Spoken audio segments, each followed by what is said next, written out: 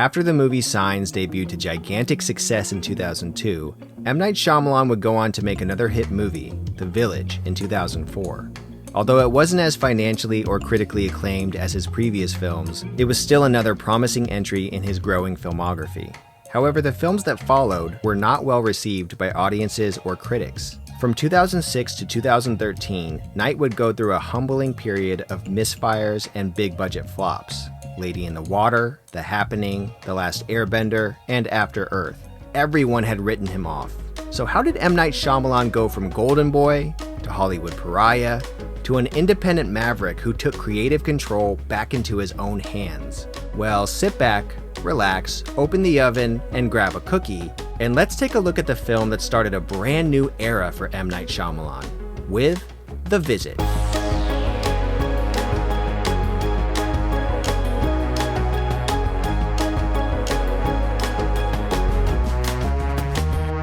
The big-budget film After Earth came out in 2013. It starred Will Smith and his son Jaden. One thing you'll notice when you look back at the advertising of this movie was that M. Night Shyamalan's name was completely absent from it. Up until this point, Night's name was a major selling point of his films, a guarantee that you were getting more than just another Hollywood movie. You were getting his personal promise of something unexpected. Instead, After Earth was marketed on Will Smith's star power, which made a lot of sense at the time. However, it showed that studios were getting less confident in Night's name as a selling point. The movie was a big flop, costing $230 million to make with production and advertising factored in. The movie grossed just $60 million in the US for a worldwide total of $243 million.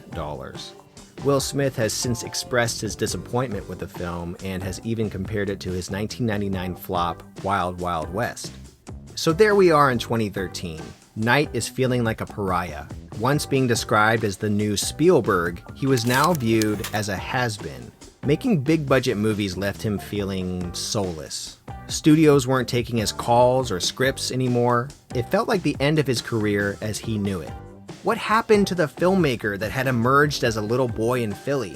The one who had made countless movies on his camcorder? The one who had made a feature film that was financed with the help of his friends and family's money?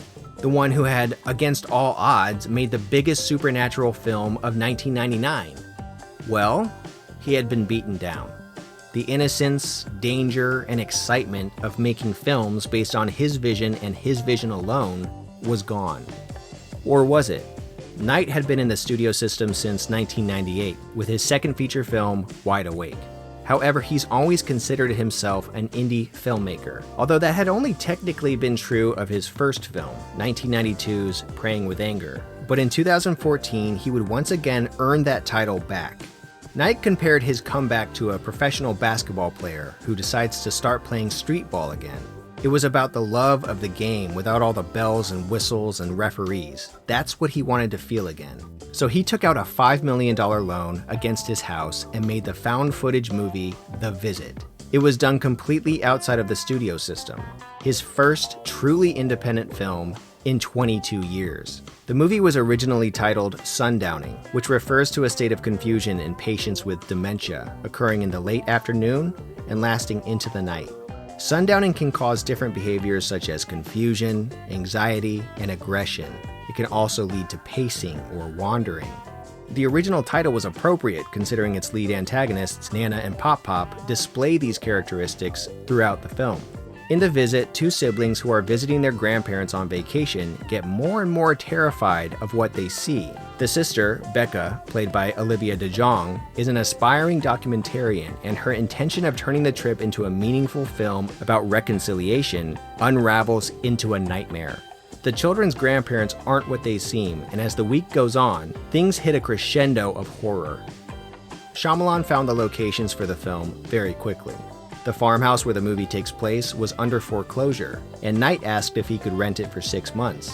He told the owners that the land would be worth more after they were done filming, and they agreed to the deal. So now, Night had access to the farmland during pre-production through post-production. This meant he could plan the movie, rehearse with actors, and do his reshoots, all for a fraction of what it would usually cost on a big-budget feature, and with much more freedom. Usually, Shyamalan would cast a big-name actor to attract attention for the films he had done in the past. On this movie, he decided that he would cast mostly unknowns using only his gut instincts. Kathryn Hahn was a well-known actress, of course, and she lends a fantastic dramatic yet comedic element to this film, but she still had to audition for her part. The rest of the cast was chosen solely on their auditions and not their prior work experience. Shyamalan looked all over the globe for the two lead children. He found them in Australia, interestingly enough. Both Olivia de Jong and Ed Oxenbould are from Melbourne. The grandparents, played by Deanna Dunnigan and Peter McRobbie, are chilling in this movie. They are the reason that this movie is such an effective horror film. I think The Visit ranks as Night's most effective, scary movie, and these two actors are a big reason for that. The movie was filmed in Philadelphia over the course of 30 days. 3 of those days were reserved for reshoots that Knight baked into the production budget ahead of time. On big-budget studio films like The Last Airbender and After Earth, Shyamalan had gotten into the habit of movie making by committee. He would watch the playback of each scene with actors and producers and studio heads. On The Visit, there was no playback of scenes. He would watch the monitor, of course, but he wouldn't have playbacks for all the cast and crew to watch. If he felt like he needed another take, he would get one. If he didn't, he wouldn't. He was starting to find his inner voice again. On all his films before this one, he wouldn't start editing until it was wrapped. He radically changed that method this time around. Editing began as they were filming. This would help him to morph and change things as he went along. He said he felt like he was cheating almost, like he was getting the right grade by changing his answers after the fact. And like I said, Knight baked in 3 days out of the 30-day shoot to add scenes or further tweak any remaining issues he found in the editing process. If you're an indie filmmaker, you'll know how important reshoots can be. It can literally save your movie. 6 weeks after filming wrapped, Knight started to get nervous. He hadn't paid himself for this film, and on top of that, he hadn't received a paycheck since the movie After Earth. Knight felt the need to show distributors a rough cut of his new movie. So he flew to LA and showed all the distributors in Hollywood a rough cut of The Visit in a movie theater, and they all passed on it. After all the box office gold he had delivered since 1999, no one had faith in his new movie. Shyamalan felt like it was all over, for good this time. So feeling numb and dejected, he flies back to his home in Philadelphia. His daughter is there, and they decide to put together a 1,000-piece puzzle, a welcome distraction to say the least. There was one piece of the puzzle that they just couldn't seem to find, 1,000 little cardboard jigsaw pieces, and it was nowhere in sight. Knight was like, "This is impossible!" After about 15 minutes of intense searching, he eventually found the elusive piece, and something clicked for him. The reason he was able to find it was because he knew it was in the pile somewhere. He knew it would all add up to the picture he saw on the front of the box. All he had to do was find one piece at a time until the puzzle was complete. Now, he was inspired to go back to his editing suite and make each scene of his movie better than before, one piece at a time. And he kept doing that until it added up to the picture he saw in his head. The result was a movie that Shyamalan felt was a truly great film.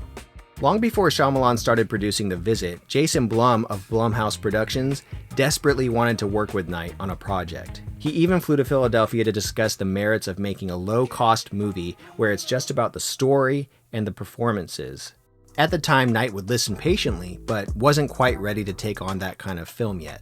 Meanwhile, Jason had gone on to become the master of low-budget blockbuster filmmaking with movies like Get Out, Halloween, and the Paranormal Activity films. After all the distributors had passed on The Visit, Jason Blum told Knight that he wanted to see a cut of the film when he was finished with it.